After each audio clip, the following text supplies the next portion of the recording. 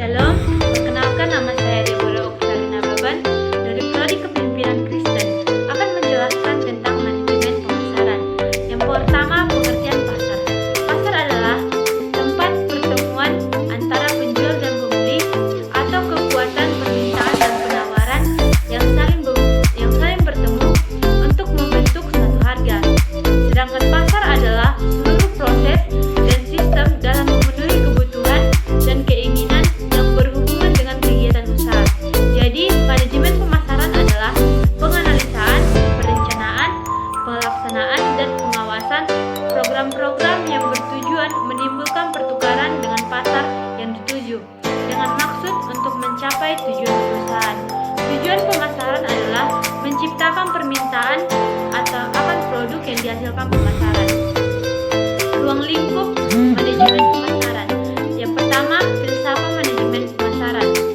Faktor lingkup pemasaran, analisis pasar, pemilihan sasaran pasar, perencanaan pemasaran perusahaan, manajemen penjualan, pengendalian pasar, organisasi pemasaran, sistem informasi pemasaran, kebijakan dan strategi pemasaran terpadu, kebijakan dan strategi produk, kebijakan dan strategi harga, kebijakan dan strategi penyaluran.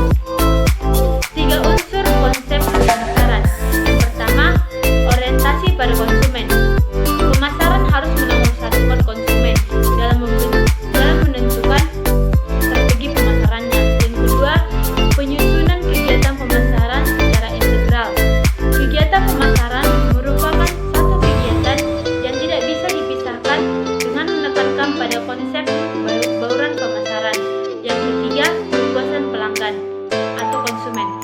Kepuasan konsumen adalah yang terpenting dan menjadi tujuan utama yang harus dicapai oleh perusahaan. 5 konsep pemasaran yang dilakukan organisasi untuk menjalankan pemasaran mereka. Yang pertama, konsep produksi. Konsumen akan menyukai produk-produk yang terjangkau oleh kemampuan mereka. Yang kedua, konsep produk. Konsumen menyenangi produk yang bermutu baik, penampilan maupun keistimewaan dibanding produk sejenisnya. Yang ketiga, konsep penjualan. Untuk mendapatkan pembeli potensial, misalnya dengan menerangkan manfaat produk bersangkutan.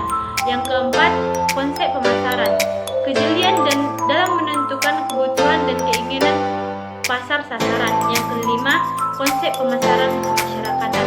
Permintaan dibagi atas beberapa. Yang pertama, permintaan negatif. Permintaan negatif yaitu jika sebagian besar dari pasar tidak menyukai produk dan bahkan mungkin bersedia membayar untuk menghapuskan produk tersebut. Yang kedua, tidak ada permintaan. Yang ketiga, permintaan terpendam. Keempat, permintaannya menurun. Yang kelima, permintaan tidak beraturan. Yang keenam, permintaan penuh. Yang ketujuh, permintaan yang berlebihan. Yang kedelapan, permintaan yang tidak sehat. Kebijakan pemasaran. 1. Kebijakan produk.